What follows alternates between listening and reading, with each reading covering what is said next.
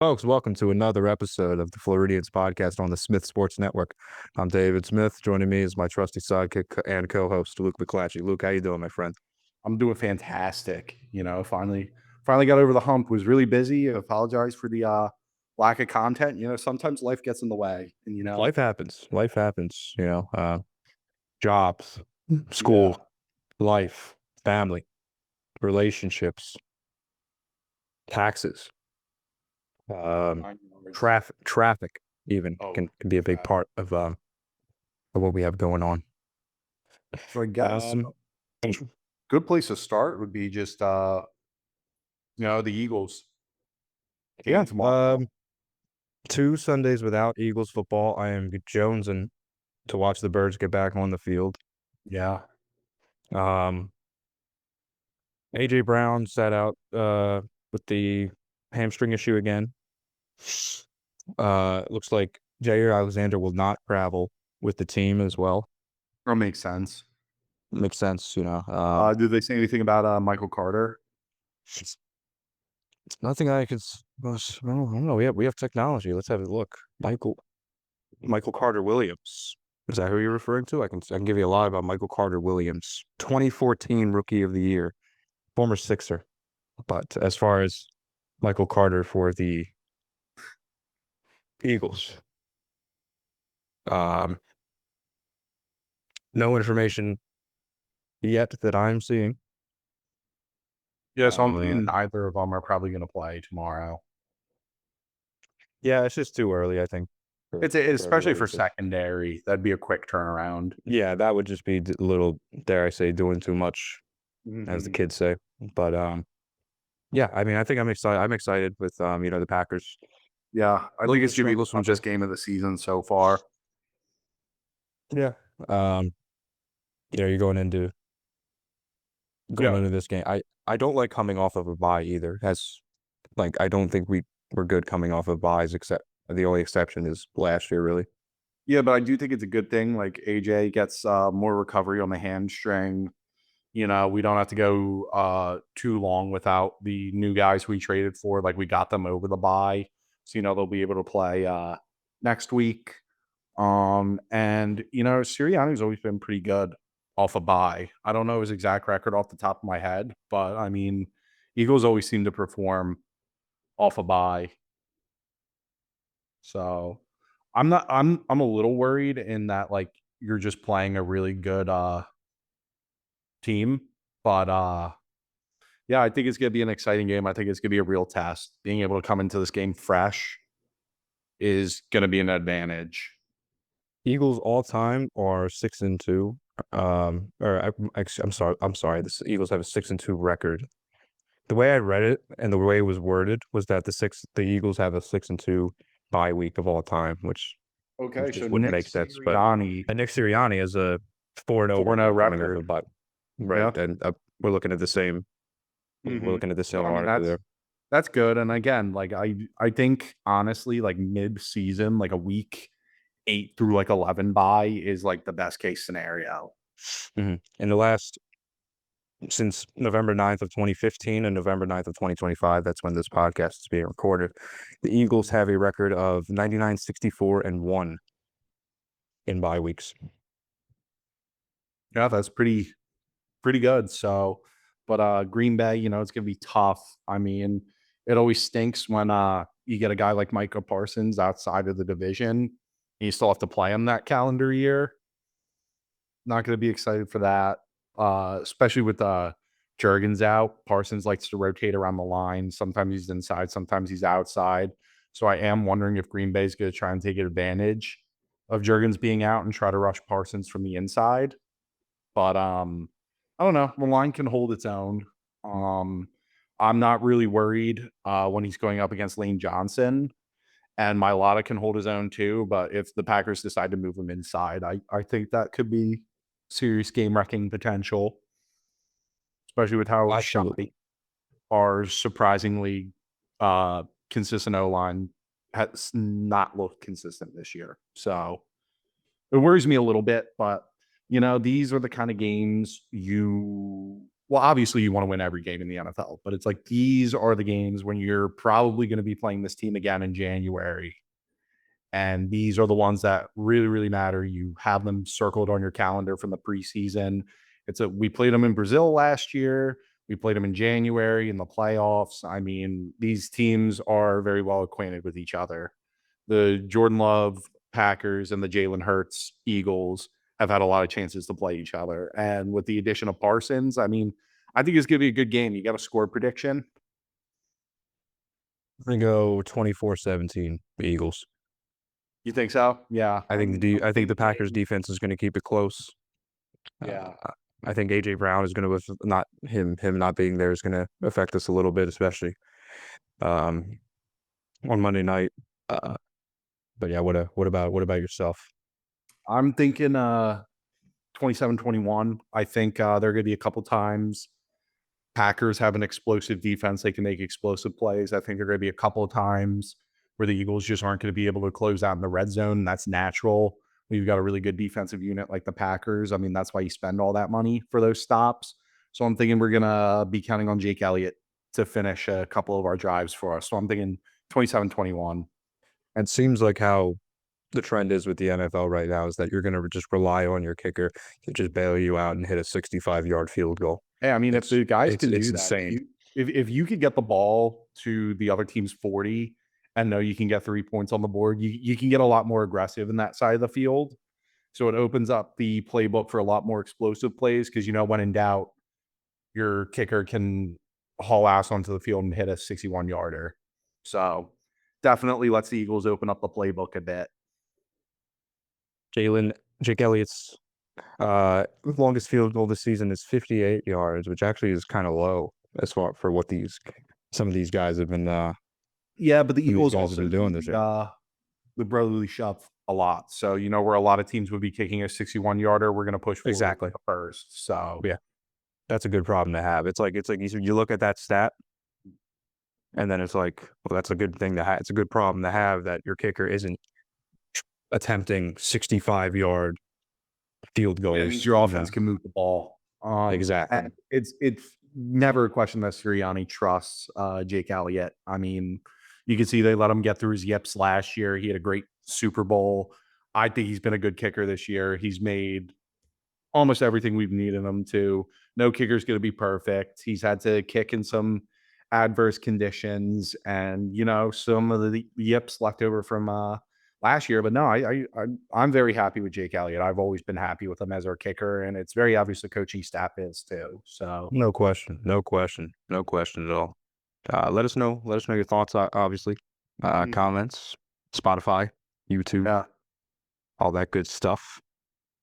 Currently recording this at halftime of the Sixers game against the Detroit Pistons. yeah, they're up Uh, 10, 64-54 mhm. at the The half. Sixers came into this 4.5 point underdogs. For all you sports bettors out there, I know. DGen myself. I Mhm. especially took that line. Um, but VJ Edgecombe. The last episode that we actually had, Luke, it was before the Sixers season, Mhm.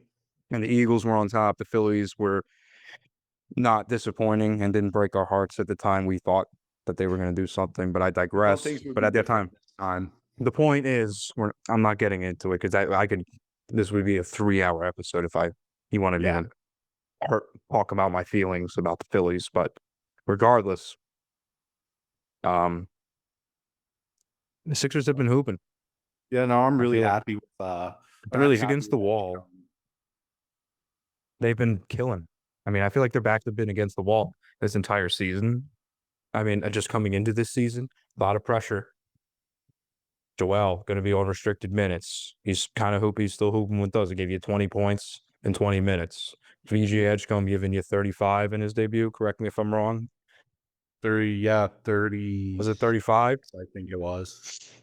Whatever. 36 or 37. But I anyways, yeah. digress. It's a rookie debut. Mhm. The fact that No, we're great. arguing the 30s is insane. Yeah, great debut, especially against a team like Boston. Yeah, Being able to absolutely. start the season against a rival like that. I mean, that excites the locker room. So How about I'm those very Celtics? happy with Edgecombe. Yeah, Edgecombe's been hooping. Maxey with 31 points a game, I believe. If I'm not mistaken. He's average on the average, 33.2 as of right now. 33.2, 5 rebounds, 8 assists, 48% from the field. The guy's killing it. The Yeah. man is not It's human, Luke. it's way, way too early. Like, we are, like, 2 games into the season, but, I mean, like, I know, I feel like and Maxey it's could be a great. well, I feel like he could be an MVP guy. I mean, the way he's been hooping and just developing this leadership, I think is great. Mhm. Like, I And wouldn't I, be surprised if we finish the season, he's, like, 4th in voting. I would not be surprised. I wouldn't be surprised either. I'm expecting sort of like a 2017 Isaiah Thomas sort of season. I hope it ends better than that one. I hope it ends better as well. Um, but yeah, just I think a big presence that I think a lot of people aren't talking about is the veteran presence of Kyle Lowry. Oh, yeah. I think he's getting into that locker room and he's like really putting these guys into shape. He's sort of taking that coach role, sort of similar to what Udonis Absolutely, Haslam had. yeah.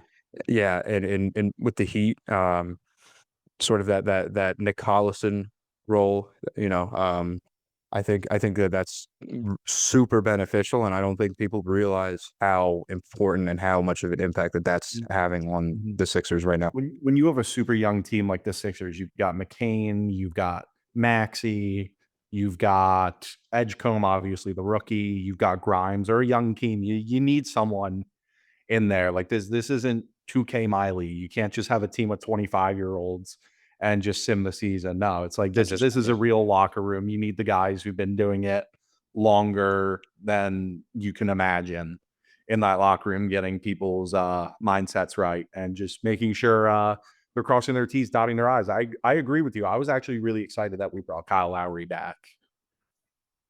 yeah, and just icing on the cake with Embiid and Kelly Oubre even stepping up, giving you 15 to 20 a game as well. Yes, It's been fantastic. I was reading a thing today. Sixers 5 players averaging 17 points a game That's wonderful. or above, obviously, or above. But yeah, no, that's really good. I mean, it's unselfish basketball. I mean, gives gives 2015 Atlanta Hawks vibes. Just unselfish basketball. Pass up a good shot for a great shot. I'm really liking what I'm seeing. And even I also want to mention Andre Drummond as well. Giving you 8 points off the bench, phenomenal, Yeah, and I'm pretty sure he's just on phenomenal. that minimum. So Yeah, phenomenal, you gotta love that. phenomenal, phenomenal. I love it, and just the fact that it's the O1 jerseys are back. They viewed Mhm. him last night Oh, against the so Raptors. They're excited. wearing them tonight. Just I'm getting my hopes up. I mean, I'm not gonna sit here and say like we're gonna win the championship or anything, but I mean, after the past 2 years, I think the vibes are already better in the first 2 weeks of the season than they've been since like 2022. Absolutely, absolutely. Well, there's no like mystery stuff going on. Mhm. You know what I mean? There's no like Zaire Smith situation. There's no Ben Simmons. There's no Brett Brown being the freaking GM. There's no more stupid drama anymore. It was like we Mhm. needed a punch in the gut last season. We needed just a down season. This is the one where you come back and you're organized as an organization. An organization that isn't organized doesn't work. I Yeah. don't know if you need that, but that's the whole point of being an organization is that you're organized. Yeah, it's in the name. It's in the freaking name. It's in the And the freaking Sixers just aren't that. You have Josh Harris selling a vast majority of his stake in the Sixers, I believe. 3 trillion I'm more to the pretty sure. Washington Commanders. Fine. Let him. Let him name the stadium after Trump. Let him do it. Do it. Yeah. And the Devils too. Don't get me started on him having the Devils. Yeah. Yeah. Go to New Jersey. Watch some hockey. I don't know. Get out of my state, Josh Harris. You have a month. I will get involved. I will get involved as well. For legal reasons, that's a joke. Yeah. Yeah. It's like a music video. These are props. Yeah. We're Uh, entertainment. This is This is an entertainment. It's like a Pat McAfee. It's a comedic informative. Everything we're saying No. right now is just a suggestion. And, like, the other thing I wanna go back to how the vibes are really high for the, Sixers. I think they're good for the Eagles too. I think they really look great for a team that won the Super Bowl last year. Super Bowl hangover isn't there. Again, with this team, we got over the hump last year. So, if this team, has a good season, finishes like 11-6, 12-5, and they win a couple of playoff games, I'm extremely happy with that. Like I would Uh, 140% love to go back to back, but that's not incredibly realistic. Very few teams do. I would love to be one of those, but it's nice to have that weight of Super Bowl or bust off you. So it's hard to go back to back. It is. I hate that because that's the always the expectation now is it's been the oh expectation yeah. since 2017 is you got to win the. We won a Super Bowl. Mhm. They did it. Now they've done it twice. So now it's like you got to Mhm. do it again. Yeah, But I mean I that's am I that's the am also goal. of the consensus that the NFC is packed this year. You saw it today. The Seahawks Lions. embarrassed the Cardinals. Detroit won. Embarrassed the Yeah, Commanders. the Rams embarrassed the 49ers. Rams embarrassed the 49ers. I mean, you have the Packers in there, the Bears, Yeah, but then you're looking over at the the AFC too. Buccaneers. Well, you're looking over at the AFC too. Colts got a huge win over the Falcons. Patriots are still 8-2. Jonathan Taylor decided to put up quarterback stats, 268 yards, 3 touchdowns. Ridiculous. Madden football. That is, yeah, yeah. The It was Broncos. Joey earlier today was saying that Jonathan Taylor. I mean, again, we're homers and we love Saquon. I mean, this Jonathan Taylor season is like on par with Saquon last year. It's a really, really good season. It's getting neck and neck. I mean, I was like, there's no way that he'll be better than 2024 Saquon. But you watch Jonathan Taylor, Hmm. and he's getting there, man. But he also gets the chance for more touchdowns. That's fair. We get to the 1 yard line. Jalen Hurts is walking off, like rubbing his hands together. Well, that and the Colts also, yeah. Well, I mean, Jonathan Jalen Taylor. Hurts is walking on the 1 yard line like Birdman walking into McDonald's with $20. I No, think Jalen Hurts has himself on his fantasy team. actually, $20 isn't a lot at McDonald's nowadays. $20 at McDonald's is like a large nuggets and a Sprite. Yeah, without the ice comes separate. Yeah. Jalen Hurts probably does have himself on his fantasy team, and then he probably sends like inspirational quotes in like his fantasy group chat. He's like, "Remember, fantasy can become reality." His It's like fantasy something team name is stupid. definitely like the night is darkest before dawn or something. Or like the magician, the reality magician, or something like that. I don't know. Whatever. We're losing track, but no. But again, Jonathan Taylor's doing it just like Saquon. He just, he comes out first, second down, 68 yards to the house. See you later. And he's just goaded with the sauce, right? No, yeah. Quirked up. That's what they're He saying. is a course. I mean, He hey, had more yards. He had more yards than Daniel Jones. I'm pretty sure. I mean, folks, Because folks.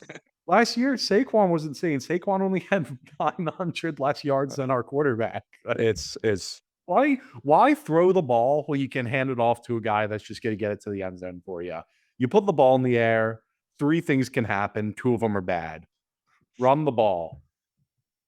Run the run the ball. ball. That's football, baby. Mhm. That's the pigskin gridiron that I know, like Rutgers. Like 11-minute possessions that end with 3 yards of carry and a field goal. You are not a football fan. I agree. 3 yards to carry. Yeah. Three That's all yards you of need. carry. If you go for it on fourth, you're converting every time. That's all you need. Yeah. That's all you need. But yeah, no, vibes are immaculate. And I think it's a little refreshing again, obviously, like going back to earlier that the Eagles had won the Super Bowl. It's really great to just be able and see the Sixers retooling and seeing if they can get the young guys going. And the Eagles just not dropping the ball and coming out like they still want to play football after the Super Bowl, no hangover whatsoever. So I think, at least with those two teams, I'm a little bit behind on the Flyers. Been missing a lot of Flyers games, You're so not missing much. I mean, are you? I'm not gonna I don't know. comment on them. Hockey's been the one thing I've been lacking on, but yeah, I mean, I think it's just great being able to sit down, watch Sixers basketball, Eagles football, and, not be chewing your fingers about a timeline and, championship or bust. I think it's just great to be able to, low stakes, just watch your team, play on a Monday Night So Football. cruise out the rest of Sixers tonight. We're recording during the game, but I mean, it's regular season the first 2 weeks. You don't have to watch every game. I think it's Now, you just do really have the Union in the semifinals. I know you don't give a rat's behind about soccer, but the Union are in the semifinals. Mm. They are going to go up. They are going to host the NYCFC in the semifinals. Two fr- 2 Fridays from now. I didn't mean to cut you off there, but Oh no, that's the only thing that I'm. That's the only thing I'm chewing my fingers about. But yeah, yeah. I know you're not a football fella. First of all, it's soccer, and second of all, it's an activity. You don't hit each other. It's not a sport. It's as physical as badminton. I didn't say that. Europe is going to crucify me. Our European ratings just went plummeted. It's like a big time rush. Yeah. It's like big time rush. He hates Brussels. He hates football. Look, the collection. He says it's football. Oh, jeez. I think it's so funny hearing people from overseas and everything who've like moved to America and they talk about MLS and it's like they're like G League. Like we're just Oh, not yeah. we're not nearly close to the level that they play over in the Premier League and everything. It's like forget AAA baseball. It's like the equivalent of like quintuple baseball. Baseball. Like I it's still just remember not. going over in Italy and we would go and watch the local Italian teams. They had a pro league and they play each other in American football. And I was just sitting in the stands, like scratching my head. You watch the NFL, you're so used to Matt Stafford throwing a 60 yards on a rope, Lamar Jackson scrambling 20 yards, looking like he's the only one with cleats on and everything on the field. You go and watch this, and it's just you kind of realize everything. You're like, oh, so yeah, this is how Europeans feel when they watch us play soccer. Like, yeah. Yeah, it's just No no way to. disrespect to those guys. It's just very obvious that there are other sports that have a bigger priority. Yeah, absolutely.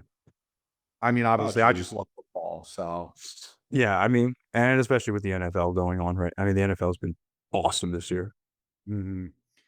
You could ask me. It's awesome. You could ask me who's going to win the Super Bowl this year. Couldn't tell you. Couldn't tell you. There's a couple candidates. I think I mean, if you asked me today, I'd probably say uh, Rams.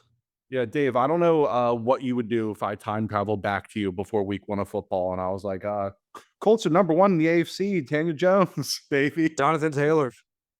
Oh, and the Seattle Seahawks look terrifying. Oh, that's great. Who's our quarterback? Sam Darnold. Yeah. What?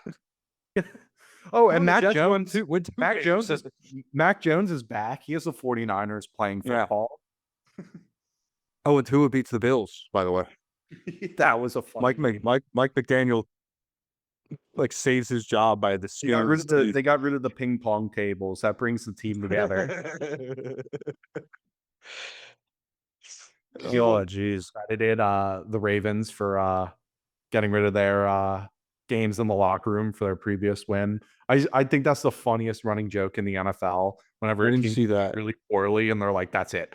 Ping pong is outlawed." That's it. Catch you You know, playing pinball. you know what's funny about that? Do you remember Carlos Santana, Oh yeah. the Phillies? So I remember it was that he was there for like half a season when the Phillies were like really bad, but the Phillies were playing like video games in the locker room, in the clubhouse rather, and Carlos Santana just comes in, just bashes the TV with a with a thing because they're just losing. We're not playing Mario. Well, we're not. We sucked. at the time. That's worse than now. Well, I mean, I'm going to tell you right now with the Miami Dolphins, doesn't matter if you were playing Mario or not, you're going to lose more football games than you win with their roster. I would agree. And I like Miami. I have a soft spot for them. But Oh, I don't. oh, there is one other thing. It's a complete non sequitur, but I want to talk about it because it proves time is a flat circle. Jalen Brown with the rubbing his hairline on people's jerseys is the funniest thing ever. It reminds me back in like 2012 when Carlos Boozer painted his head. And I know that has nothing to do with what we were talking about, but I saw Jalen Brown do it to like the third guy this season, and I was just thinking about Boozer's painted head, and it's the funniest thing in the world. It's you have professional athletes out there rubbing their hairlines on each other. I'll be Um, honest, I have not even heard about this.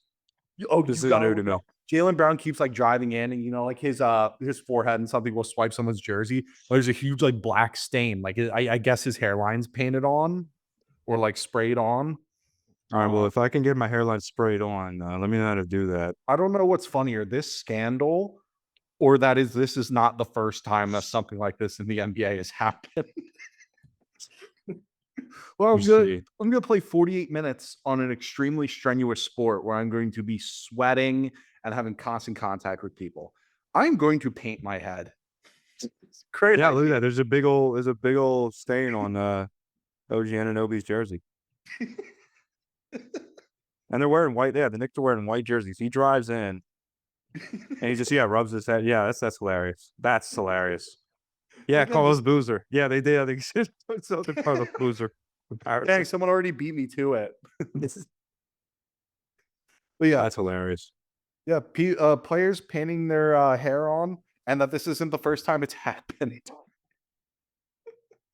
So I just remember my favorite Carlos Boozer moment was when he like got an and one and he was celebrating. He just punched the ref in the gut, like just. That was personal. That was personal. He meant to do that. I'm surprised Carlos Boozer punched a ref before Joakim Noah.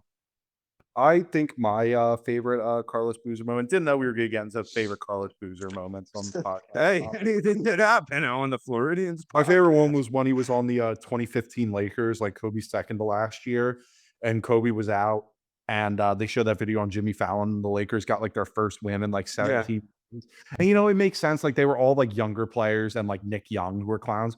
Carlos Boozer, a respected NFL or not NFL NBA veteran, averaged 20 and 10 for a bunch of years, is out there skipping and making funny faces in the camera because they were like they won their first game and said like you would expect a lot better out of him. And Kobe was just like, just like so pissed off. Yeah, and like Carlos Boozer was the same age as Kobe, and he's out there like Boozer.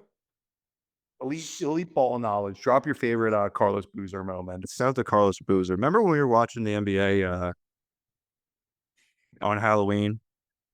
And Yeah. it was Amazon Prime, and Dirk, Oh, Vince I know, Carter, I and know. Udonis Haslem were there. And I didn't see I didn't see Dirk and Vince Carter, but I immediately was like, "That's Udonis Haslem. I know who that is." But elite ball knowledge.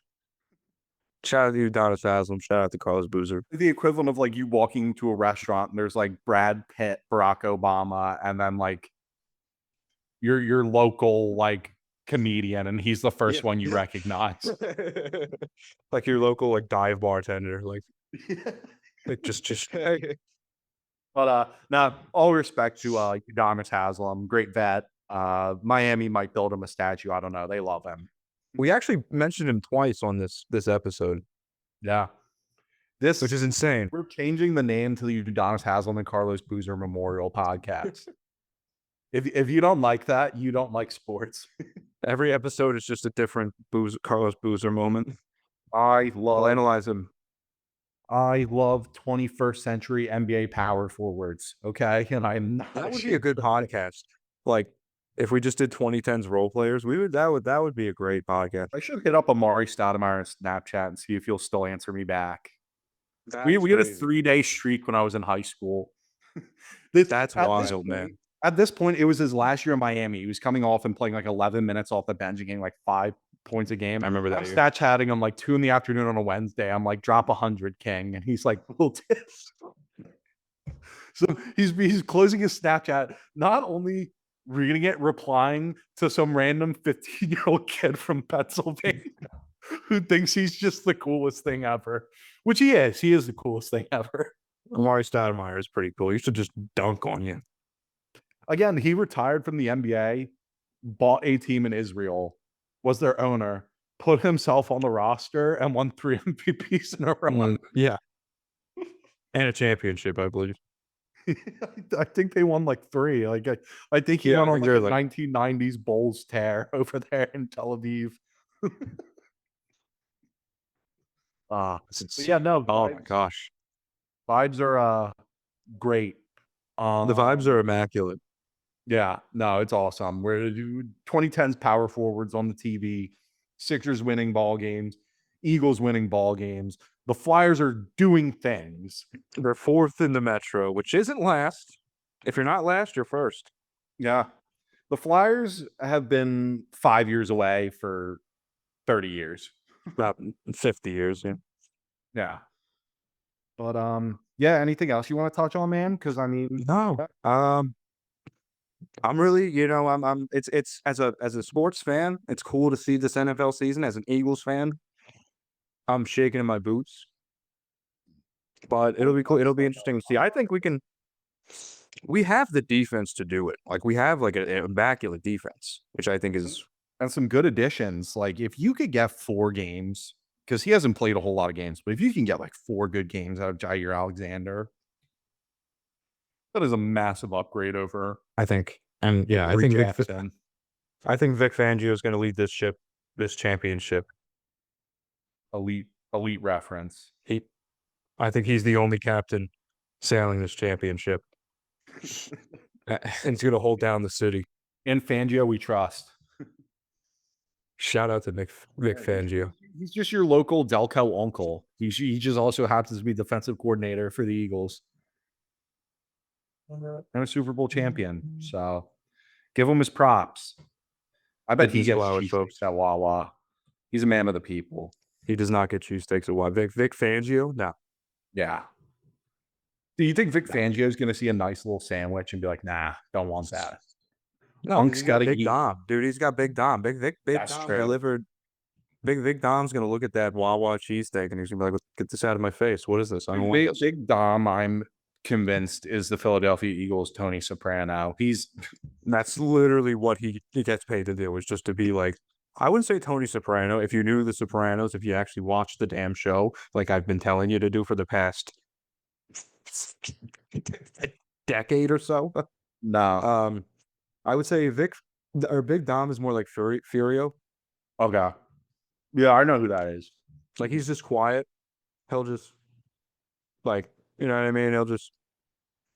He's not going to tell you what you're doing wrong. He's not going to tell you why he's upset. He's just going to stare at you and let you keep playing yourself until you get out of line. That's Big Dom. That's Furio. All right. Do we want to wrap up here? We got a minute left on the meeting. Got a minute left. Yeah, that's going to wrap it up, folks. Thank you so much for listening. We'll be back. Go Birds. Go Sixers. And yeah, thanks so much. Carlos Boozer. Carlos Boozer.